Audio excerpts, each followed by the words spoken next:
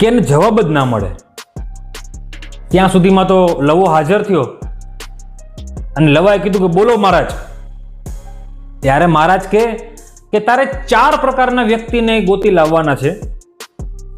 એમાંનો જે પહેલો વ્યક્તિ છે કે જે છે અને છે. બીજો વ્યક્તિ છે નથી નથી નથી. ત્રીજો વ્યક્તિ કે જે નથી અને છે. અને ચોથો વ્યક્તિ કે જે છે અને નથી.